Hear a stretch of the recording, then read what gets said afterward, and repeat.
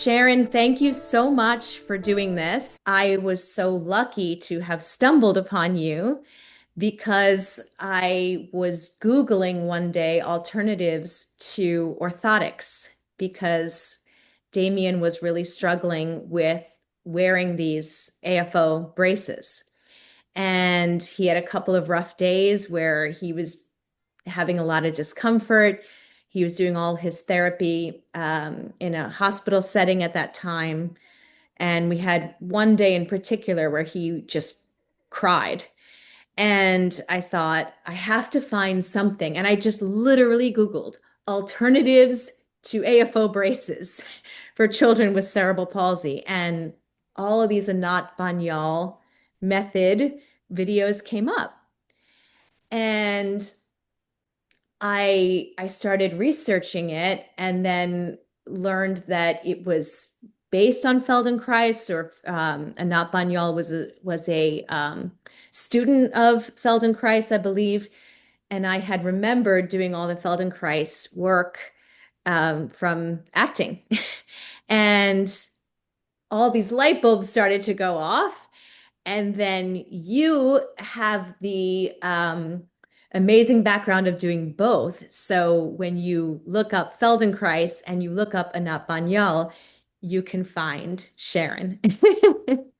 And I am so grateful to have found you in particular because I think your background as a dancer, which has sort of led you to know your body so well, and know how to treat other people's, just made you the perfect person for this work. So that's sort of a roundabout way of introducing you.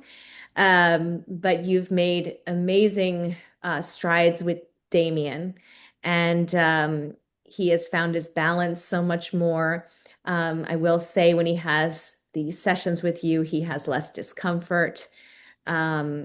He definitely opens up a lot more.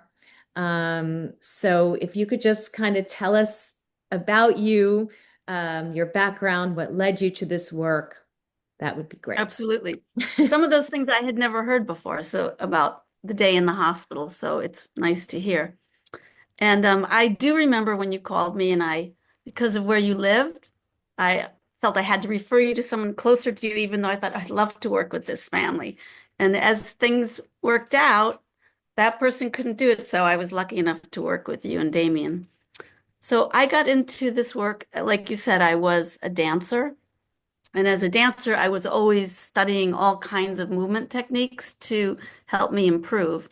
And all of them, I studied wonderful ones. The Alexander technique, Jinshin Jitsu, Shiatsu, body mind centering, and all were wonderful. But something, when I started studying the Feldenkrais method, was very special, both for the effect it had on me, which was profound, and also for how fascinating I found the ideas and the movement. So what I found, which was so interesting to me, was that it improved my movement, improved my performing. But more than that, I felt a sense of emotional freedom that I didn't know I was looking for. I remember I had the feeling like it was as if an invisible wall between me and the outside world that I didn't know was there had disappeared. So that made me really think, what is going on here? Because you do what seems like very simple movements, and you probably know from watching them, often to parents, especially, it doesn't look like that much is happening, but it's designed to kind of shift things on such a deep level that all kinds of unexpected changes happen. So I should go back. So I got very interested in the Feldenkrais method. And like I said, the ideas of how it worked, as well as the specific movements, I found so beautiful and so interesting that I felt I'd like to learn how to do it. So other times I studied different things and thought, oh, I should learn how to do this, but I would feel like, no, I just want to dance. But when I studied this, I was like, now this is something I could really learn to do. So then I went to do the Feldenkrais training, which was wonderful.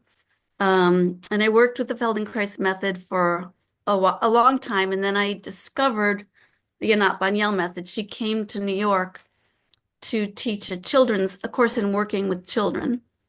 And a woman that I was my mentor said, if you come and take this course, I can refer children to you.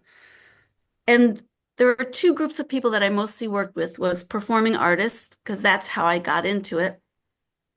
And then I always thought I'd like to work with children, but didn't really have training in it. So when she came and I watched the work that she did with children, and I thought, wow, if I could do this kind of work, I would really feel like I was doing something meaningful with my life because the changes that I saw were so profound and unexpected that I really wanted to study how to do that. So I graduated from the Feldenkrais training in 93. And in 2006, I started to work more with children after working with Anat.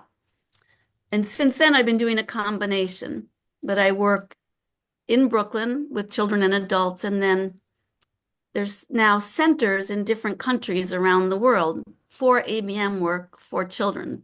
So I also spend a lot of time traveling to them, as well as now teaching in a training in Brooklyn near my home for people who want to learn to become practitioners. So it's really grown into so many different aspects. It's incredibly still fascinating and interesting to me. And one thing I love about it is, I guess one of the main things I loved about it at first, in terms of the ideas, was the idea that all human beings can improve. So there's no distinction between somebody who has cerebral palsy or somebody who's a dancer in terms of how we're working with them and what we're looking for. We're looking to see like, here's a human being and all of us can grow, and to see like, where do I feel something that I understand enough that I feel like I can help this person take their next step, whether their next step is 7 pirouettes or whether it's learning how to crawl. It's the exact same principles. And that's what I love it, is that it has everything to do with like human potential and our kind of limitless ability to keep growing. And I guess that's one of the things that I think Anat stresses that I love, is that the act of learning, because this is, like Feldenkrais would say, it's not about curing people, it's about improvement. And that the act of learning, both physically but also emotionally and neurologically, gives us more vitality. So people who are 60 years old and they think that they're done, they also can create like a new burst of vitality by waking up their brain and again learning in the same model as infants learn to move. So Right. that's kind of a basic overview. It's fascinating to me, the process of each session. And it's people will ask, can you describe the session? And I feel like I really can't. I wonder if you can describe a session Yeah. And and so one, also yeah, touch upon this idea of lessons, because I try to explain that it's a learning process and it's waking up the brain through the body and then the body through the brain. And I think you can probably explain it a little bit better. yeah, yeah. And so there's so many ways to talk about it. Feldenkrais wrote a book called The Elusive Obvious, which I think is a great way of describing this work, because it seems very elusive, to watch. You watch it and it's hard to see, but once you feel it, it seems so obvious. Like, oh, why did it take me 20 years to feel this? Once you feel it, it seems obvious. So what happens is, first of all, in the trainings, as a student, you go through hundreds of movement lessons that were designed by Feldenkrais. In a way, you go through them trying to have the same attitude that a child has when they're exploring and discovering movement in their body. So you're, first of all, in the people who become practitioners, you're reawakening that process of learning through sensory motor exploration. And one thing that is relatively unique about it is that we're helping people to feel more of themselves. So let's say if a child, it's obviously very different with a child than adult. Say a child comes in and they haven't been able to learn how to roll or crawl. From the many hundreds of movement lessons that you do in the training, the idea is that when you feel all these, if you think of a skeleton, you can think like most skeletons, barring any serious injury, have certain potentials of movement. And people have, and most skeletons are similar in what they can do, but people are very different in what they can do.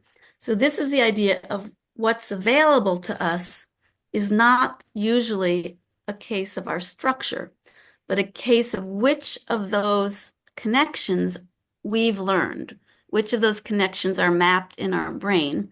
You can call them like the building blocks of movement.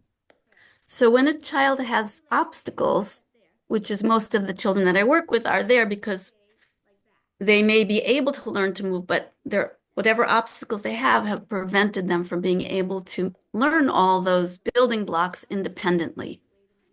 So with a kind of background idea of kind of all the possible movements a skeleton can make, and what are the many thousands of little pieces, little building blocks that go into a child rolling or crawling or walking or standing on their feet. You look at them and you have your hands on them and you feel which are the building blocks of movement that this child has not been able to learn on their own. And how can I help them feel that?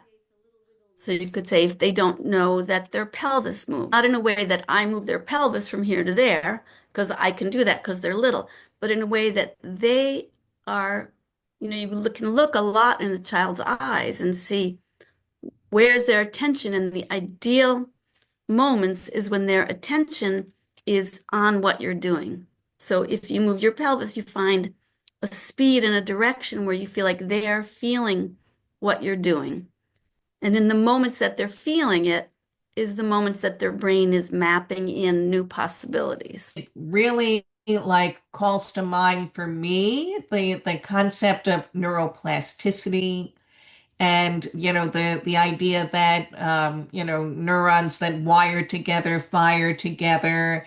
And it also reminds me of the connection between the brain and the body, so the brain can make the body move, and yet the body sends information back to the brain.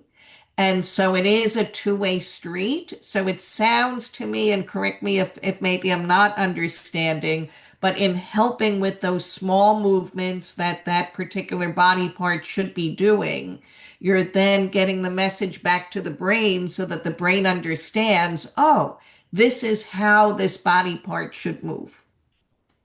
So, Marie, what you said about neuroplasticity is exactly right. And in fact, when Feldenkrais developed this method, he did it based on his understanding that through these movements, you could access the motor centers of the brain and create new pathways even as adults. And at that time, the scientific community thought he was crazy.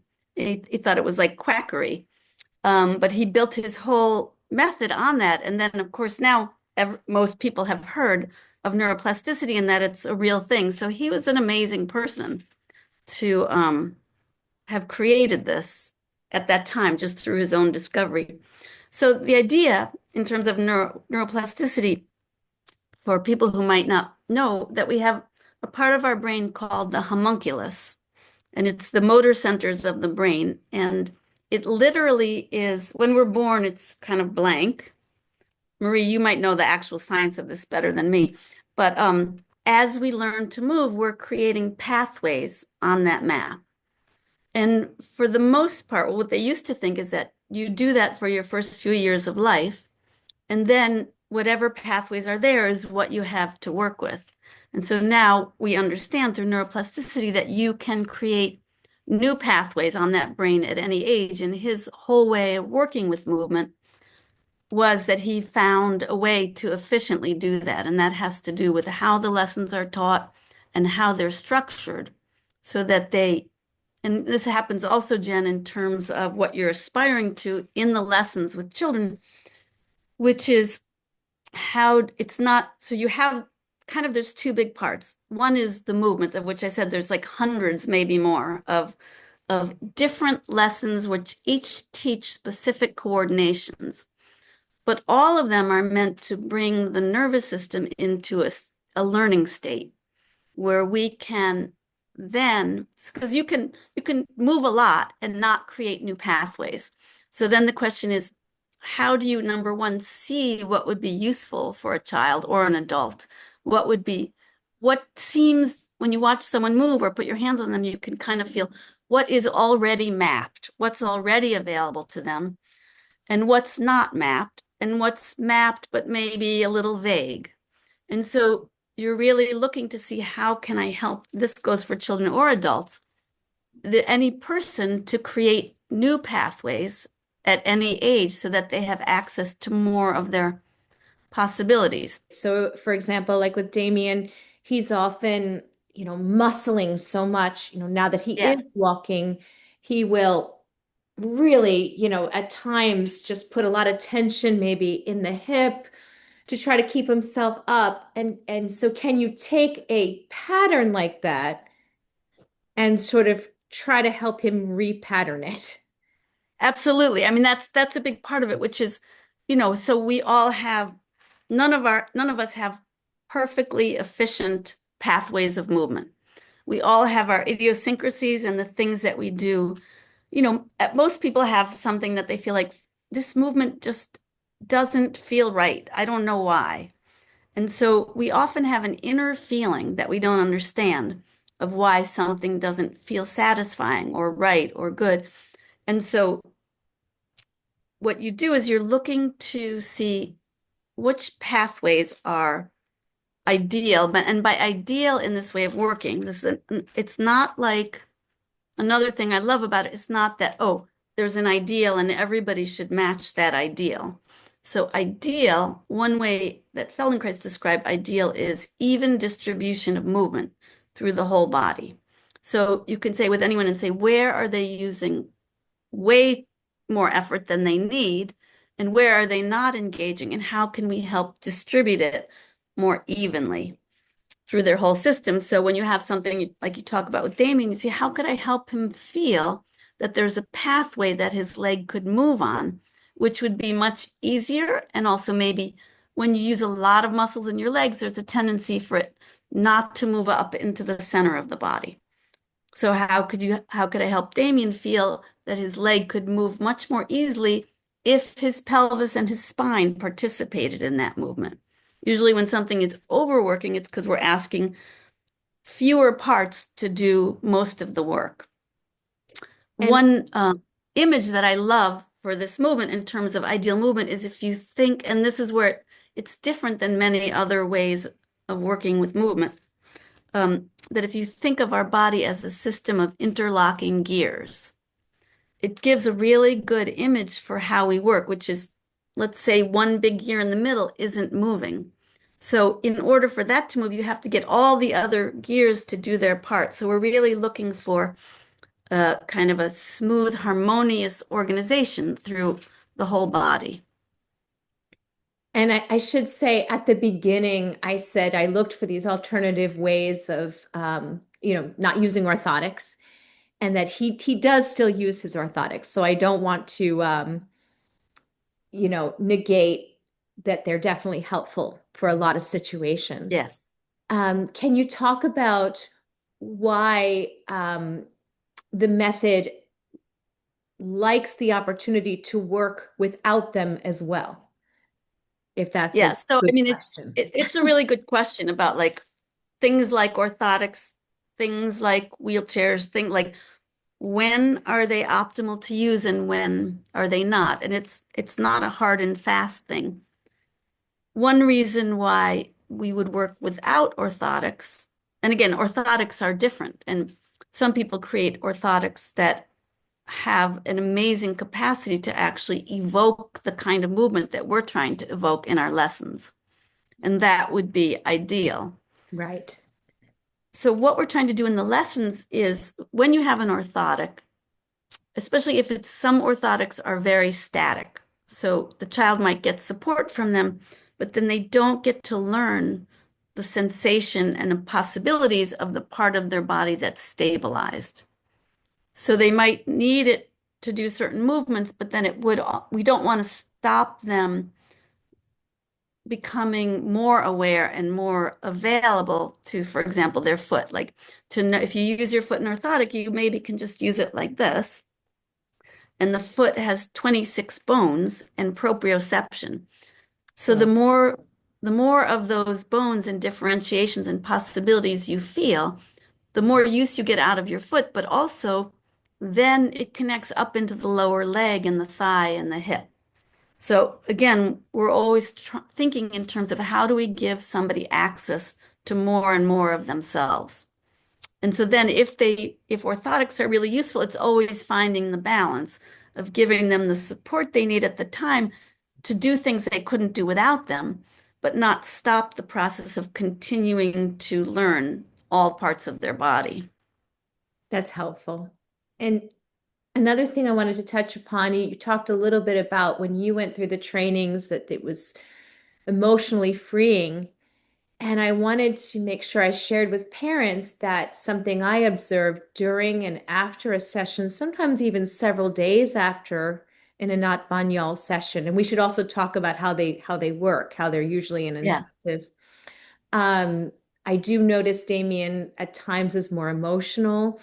Sometimes you see, tears coming out of nowhere, or so if you could talk a little bit about that so that parents are not surprised, let's say if they come into this work and there's times Damian has giggled, right, as a result. And so sometimes just a lot of joy comes out of it. Just Yeah. there's definitely an emotional piece of this that I think is important. Yeah, no, that's a great question. And so I could say like I think, Feldenkrais, and I also want to make sure to talk more about Anat Baniel. And Feldenkrais, like you said, was her teacher and she was trained, she was a Feldenkrais trainer. And then she developed her own method because she had a real gift for working with children and she was particularly potent in her work. So I think she then started to see what am I doing with the Feldenkrais work that makes it very potent in certain ways, and especially for children, and how can I create a training that brings that into it too. But back to your question about emotion is all of us have well, one of my first trainers said you could be holding on to something because you got scared by a box of cornflakes when you were 3 years old and you went, "Ah," and then you just never let it go. So it doesn't, we all have places that we're holding and in a way trying not to feel or thinking that it's not a conscious thing. It's like something makes us, it could be because of just the pathways of learning. So we had to override something and hold something. But anytime there's chronic work in a muscle or any place in the body, there's going to be something when it lets go that comes out. It could be just that you can then, just the simple thing of feeling things you didn't feel before and that you didn't know you had pushed down. And so those can be, I mean, so the happiness can be like the relief of being freed from that. And then also what it is that's being held in there can be feelings that were uncomfortable to feel so that you push them down. I mean, I had one woman that I worked with. She was very accomplished musician and meditator and had created a creative arts therapies program in a college, very accomplished. And at the end of a session, she said, "Oh my God, I just realized I'd been holding my stomach since I was 16 years old, and my father told me I had a fat belly." And Mm, so the father probably had no idea. He said something in passing, but But we all have those places that something happened and we shut down, or I feel like I'm not being so articulate, but it has to do with the freedom to express ourselves. And maybe in a bigger context, all of us have been socialized, which we need to be socialized in order to live in the world. But in the context of being socialized, we get a lot of ideas of how we should be or how we think people want us to be. So every child, and therefore every adult, has some way in which they've lost contact with their actual essential expression, or some maybe not lost contact, but edited it or moderated it. So sometimes when I think about this work at its best, and the more profound experiences I've had or that I think students have had, I feel like it brings us back to what we came into this world with before we learned to lay a lot of things on top of that. And that doesn't mean the things we laid on top are not good, but it also means there is a certain feeling, and this has to do with being on your bones too, which you referred to. There is a certain thing that happens when we feel like, oh, my bones are holding me up. You know, it sounds so simple, but it creates a feeling of being enough. Like my bones are holding me up. I'm me. I'm in this world. I'm safe. And it can be kind of shocking how profound it is emotionally, because we usually think of our emotions as being subjective. But to see that when you actually feel the support of your bones, a lot of the emotions that nag us kind of disappear a little bit. Does that make sense? Absolutely. And specifically, too, working with children, we often feel like it's the journey of growing that creates all of these tensions that end up in our bodies. But even babies, many have a birth story that's challenging. And Absolutely. so I think often, this method is so effective for babies as well, because depending on what their birth story is, they also could have birth trauma that this work can help that baby work through or overcome. It's absolutely true. And obviously, a lot of the kids that I see, it's because they have trauma. Right. Then you can kind of see, like, there's the damage of just the trauma, like the upset and the fear. And then there is whatever kind of limitation the trauma has created in the child. Right. So many kids I've worked with who have been through a lot of doctor visits and a lot of interventions are terribly scared, understandably. And so then the first work is just, and this is crucial to this work in general, is that people feel safe. That's like comes before any kind of working to improve, because it's based so much on the nervous system being able to learn and process. And when the nervous system is in high alert, the first thing to do is calm the nervous system before any real learning can happen. And so that is one of the fundamental premises, is that, and this is also different than a lot of ideas about how to work with children. It is that they should be in no pain. So some techniques feel like, okay, so they're in pain, but it's part of learning, so it will be worth it. But I think because this is based so much on wanting them to learn to engage in the same process that children engage in spontaneously when there is no obstacle. So, which is a process of curiosity, exploration, and discovery. So that's what we're trying to evoke first and foremost, so that they can feel the process of improvement is not one of being taught, oh, your leg goes here, your head goes here, but of them discovering themselves, and it's a pleasure. And then they get interested and then they can grow out in, again, the same process that children go through spontaneously, where each thing they develop leads them to be curious and go the next step. There was an orphanage during World War II in Hungary. I believe the woman who ran it was named Elsa Gindler, and she believed, similar to the Feldenkrais and Anat Baniel method, that children should not be encouraged to go to their next developmental step. So we often say, "Oh, great, you're walking. Let's walk again," and we mean well. It's like, "She crawled. Can you get up here?" And all that's great, and kids love it.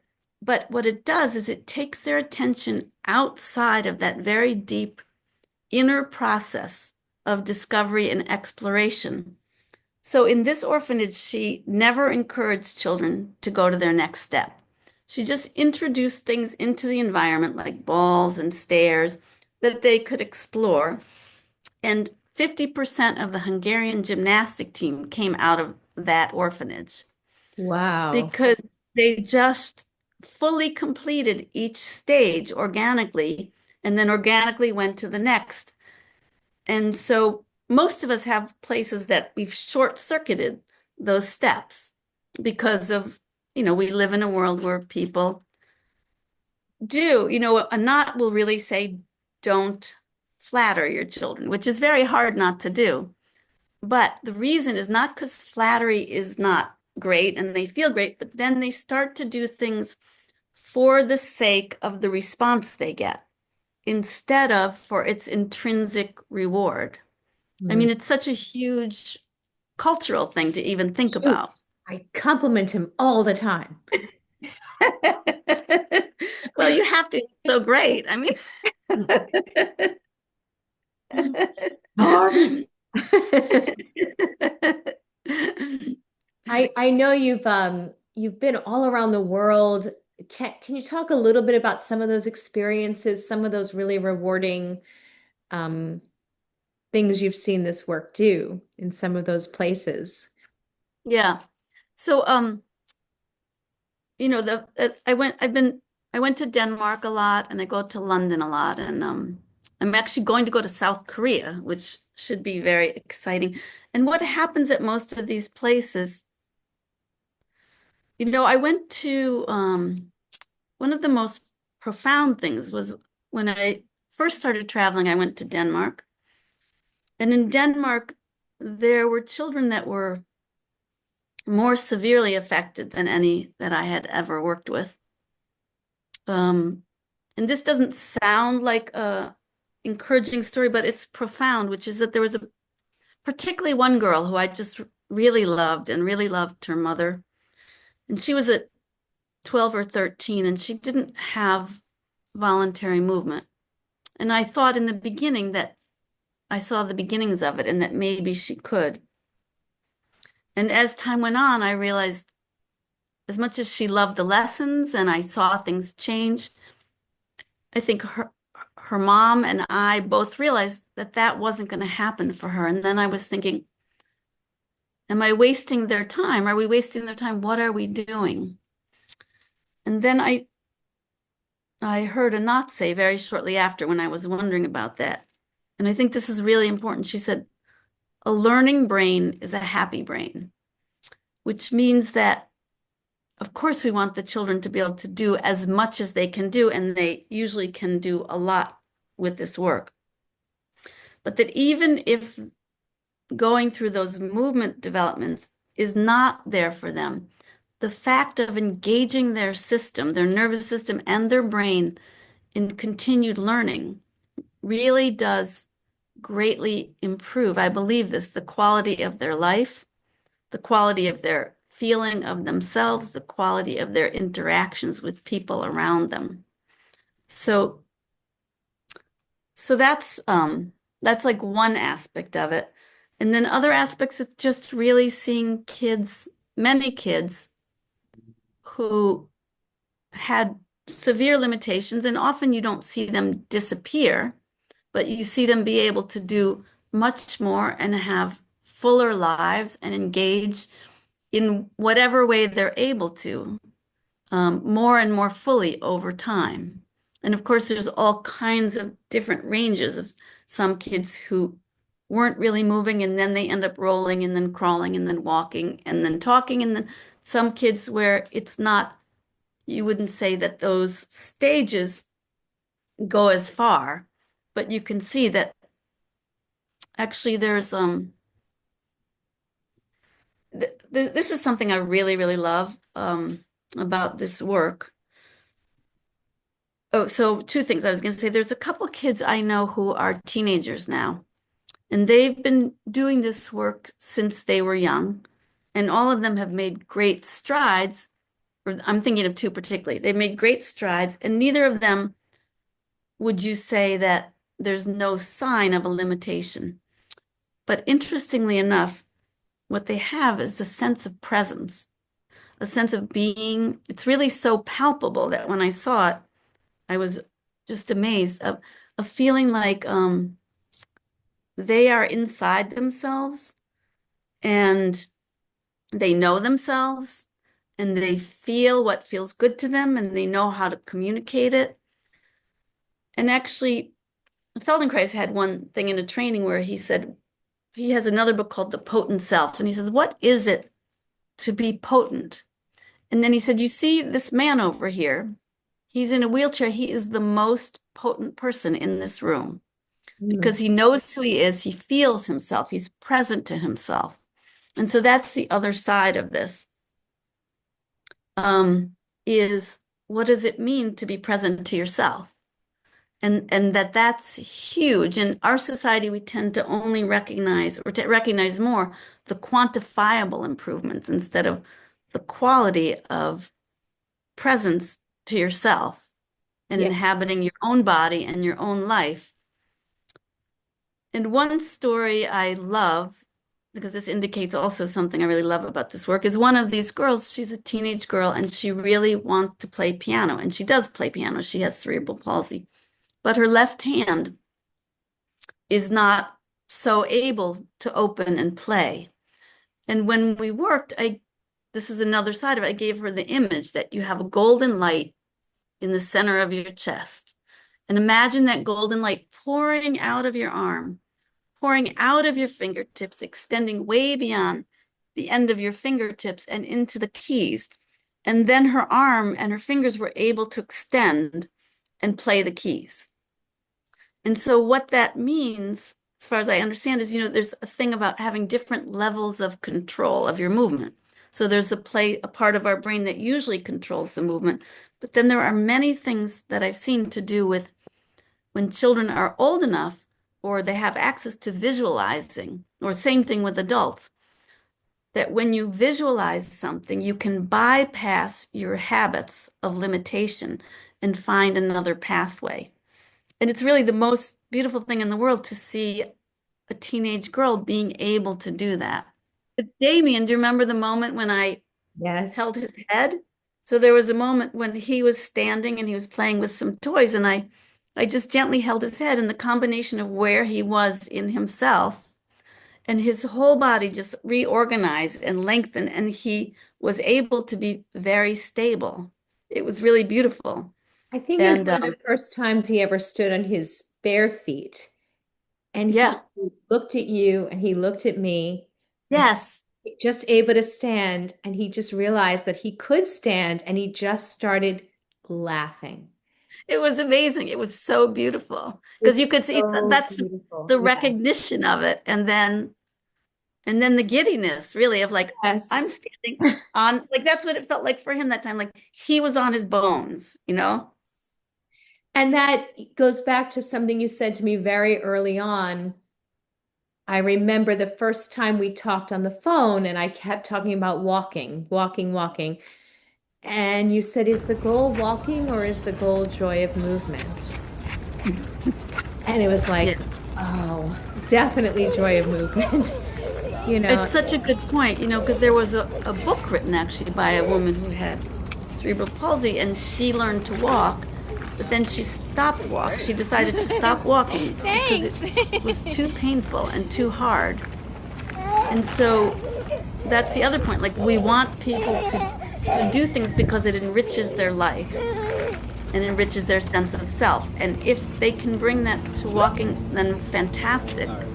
But again, we come back to just what you said, Jen, was perfect. Well, you said it first. I agree with what I said to you.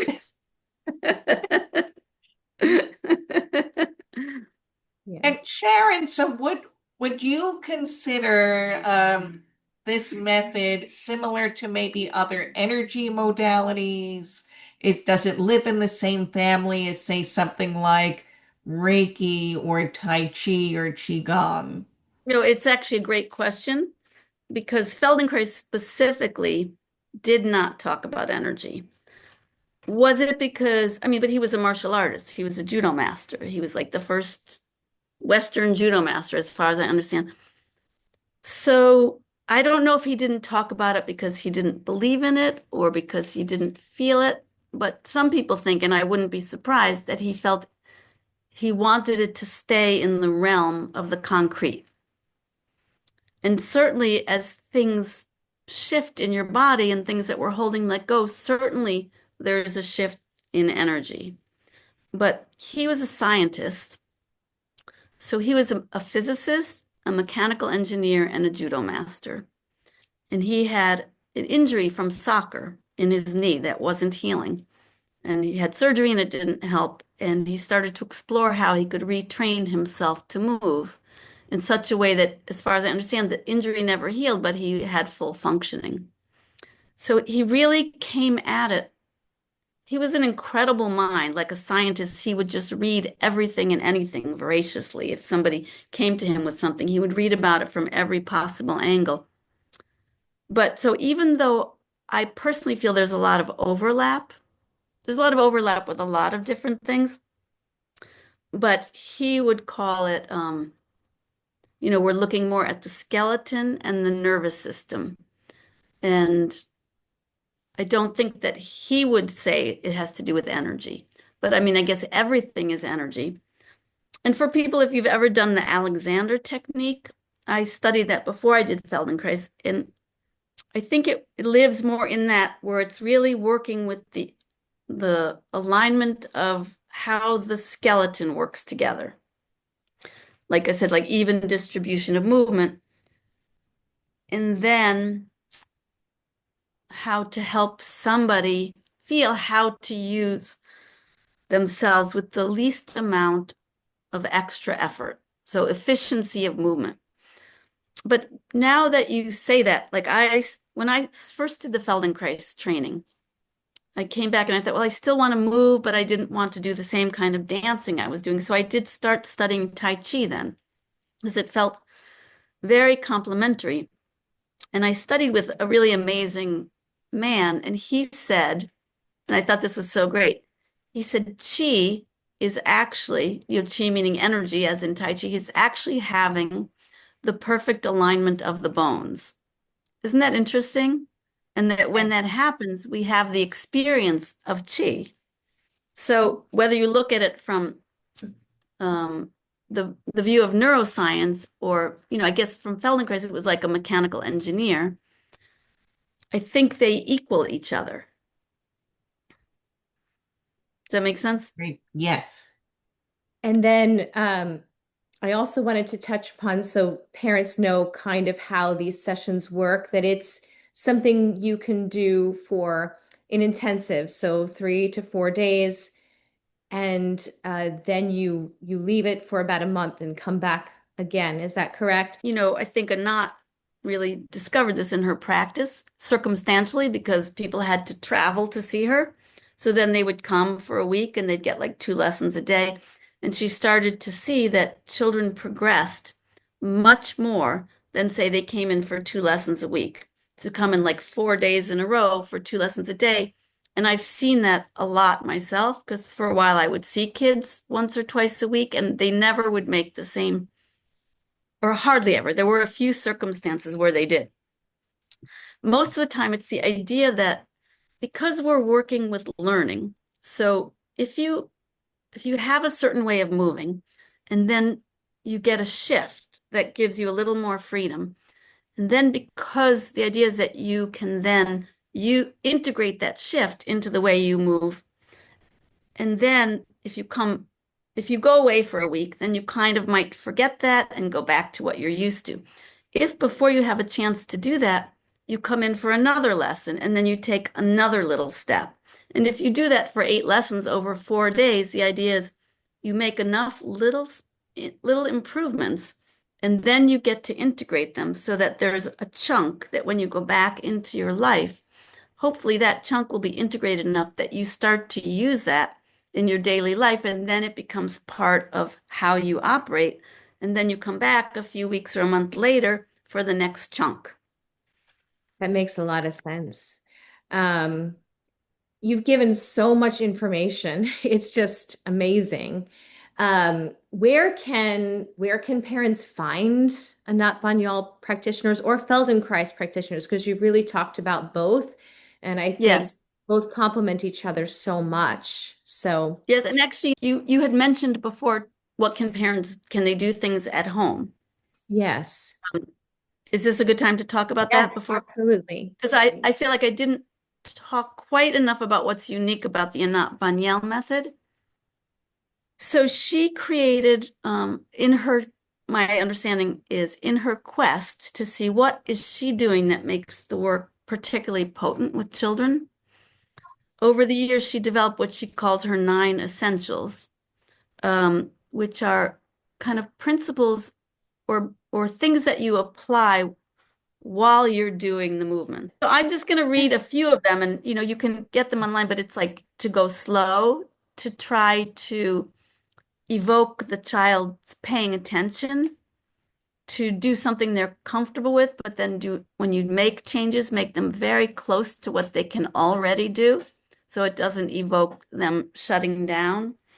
To not force anything, just things like that, where she found that these are things that evoke them paying attention, and that the paying attention really hugely amplifies how much they can learn and get from these movements.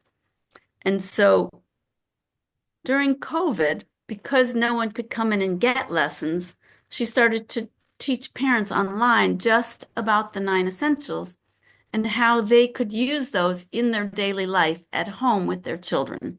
And she did some coaching with that. And I was actually totally shocked, and I think everybody was, at how much benefit the children and the families got without doing the movement work, just integrating those 9 essentials into daily life. So that's also something that people can find out about.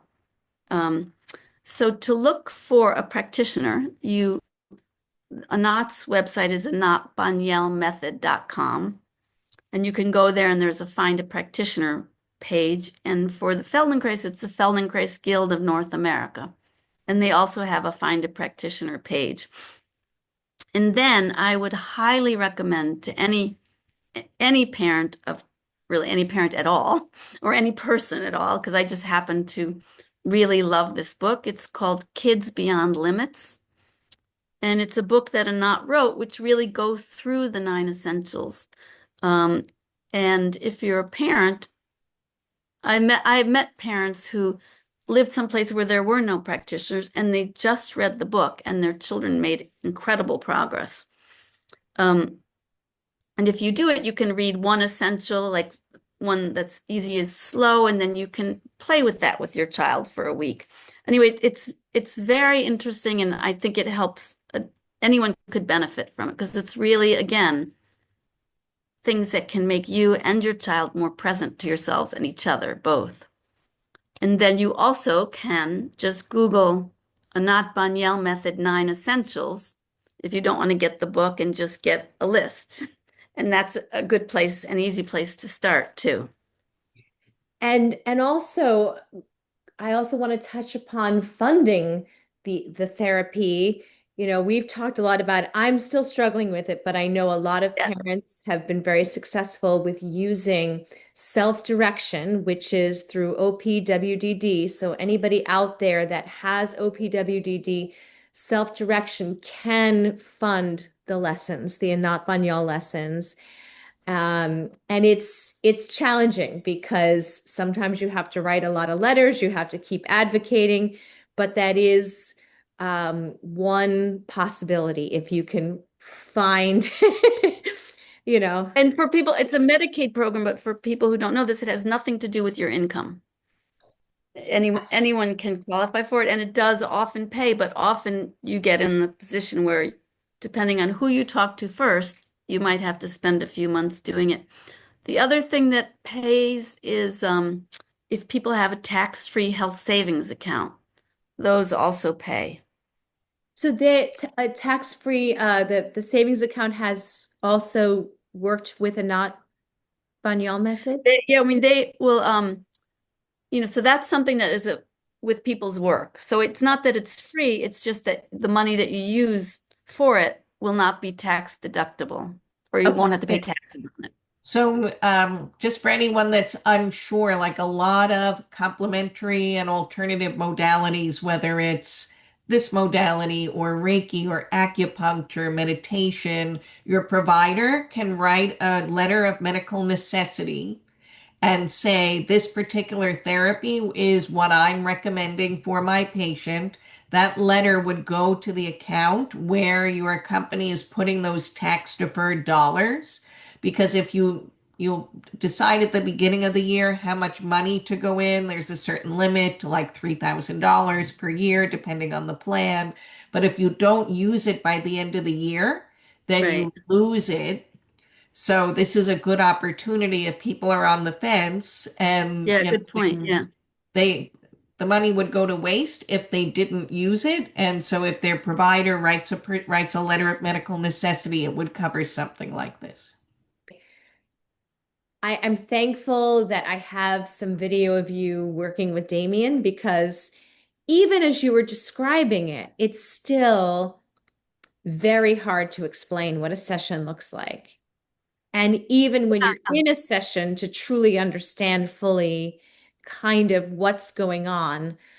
Um, so Yeah, I'm no, it's true. And actually sometimes for parents, it's very helpful to get lessons themselves because the way it works, like you can do something like you push through a person's foot and the person watching sees nothing. But if the person whose foot you're pushing through feels a connection through their leg into their lower back, into their spine, up to their head, it's every step of the way, there's shifts that happen in their musculature and their nervous system that are profound. And even for the practitioners, sometimes you're like, do they feel anything? But because it works on a level that's until you've done it for a long time and you can start to recognize those very internal shifts, it is hard to tell from watching. So yeah, many times I've offered parents a session so they can get a feeling of what is it that this movement that doesn't look like so much from the outside has a profound effect. In fact, when I offer me a first did session. Feldenkrais, Definitely offer me yes, a session. yes. When I first did Feldenkrais, I would say like, I remember going to this class, I was still dancing, and I would say, well, I feel kind of tired from those funny little movements. I don't know what the point of them were. And then I'd say, I'm kind of tired, but I'll go to this ballet class just so that I know I've done it, but I'm a little tired. I'll just mark it through, meaning I won't work very hard. And then all of a sudden I would move my leg and it would go much higher than I expected. And all of a sudden, balance, which was kind of always an issue for me, was easy. And I would think I was not doing much, and I'd catch myself in the mirror, and everything was bigger and freer and smoother. So it is kind of amazing. It is elusive. Yes. I mean, I think the biggest thing to leave parents with is, again, just remembering because there are so many videos when you start to hear that your child has cerebral palsy and all you want them to do is walk. And there'll be these videos of like, I did this method, and the next day they were running, and I would watch those videos at nauseum because they were so inspiring, and I would just imagine the moment it would happen. Yes. And I want to say it's just for us anyway, it's not like that.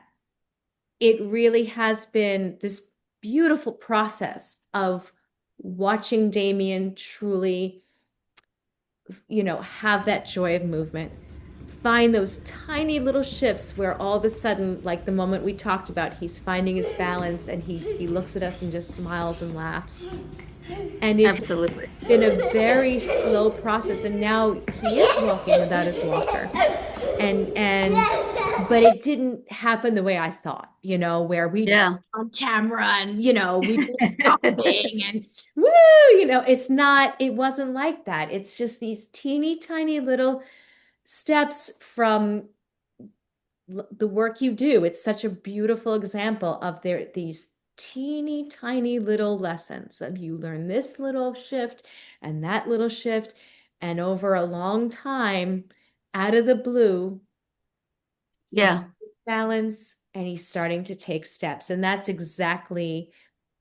That's a beautiful description. And it's kind of like if you think like what happens when you plant a seed, right? For a long time you see nothing, but you keep watering it and you keep giving it sun, and then all of a sudden one day it pops out. But like you wouldn't go like, get that out of here faster. It's better if it's faster. Someone said to me this expression that I love. It said, I mean, it's so simple. It says different flowers bloom at different times. So it's deeply respectful to each child's individuality. Thank you so much. This was Thank amazing. you both. This has really been Thank lovely. you.